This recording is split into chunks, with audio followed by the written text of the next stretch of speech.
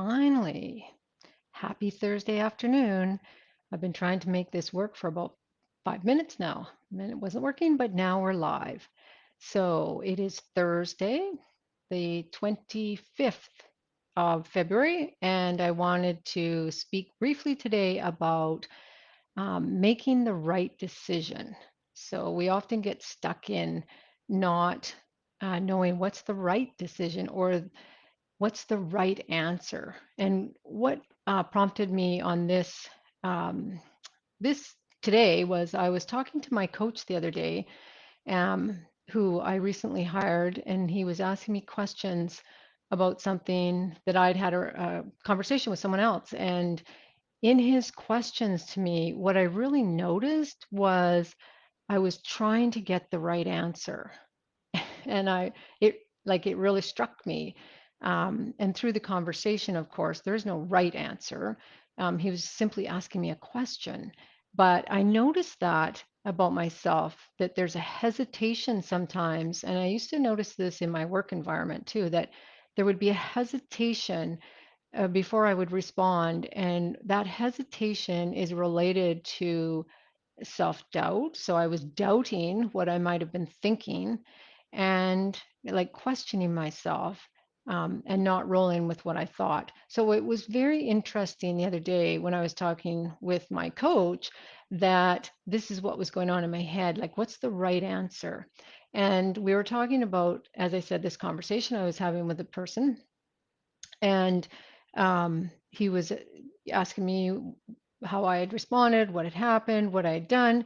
And what was interesting was I went immediately to the place of it was probably like I didn't get the results I wanted, and it was probably because of something I did. And he said something to me that really sort of resonated, which was maybe, maybe not. And the truth is, I don't know. Maybe it was something I did or said, but maybe not. The truth is, I don't know. And that just kind of took me back for a moment because that's what I do. I question myself, and then I'll land in a place that says, oh, it must have been something that I did. And what's interesting is that this is a bit of a blind spot for me, and it really sort of hit me the other day when I was talking with him, that I don't catch myself sometimes doing that. And so I've really been noticing the hesitation and working to not sit in that hesitation, to really see if I can move through with what I actually think versus um, second guessing or hesitating, to make sure I have it right, because there is no right. Um, there is no right. There is what I think. What I think is what I think. And somebody else can assess it, whether it's right or wrong, if they so choose. But the bottom line for myself is to stand in what I think and just be true to what I think. So it was an interesting dialogue and an interesting conversation. And as I said, a lot of blind spots there for me.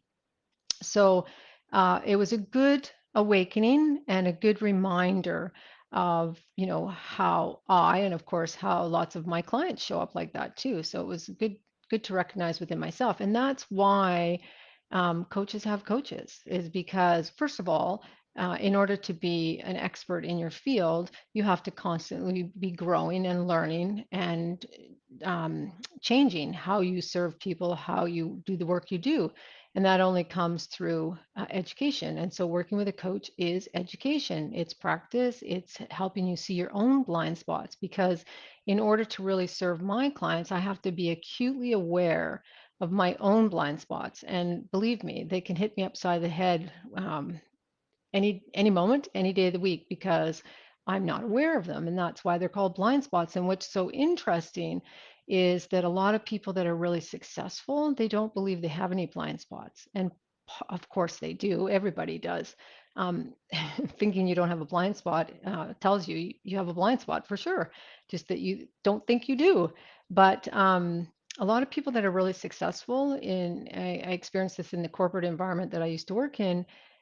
They got where they got, and they see themselves as successful, and they are successful.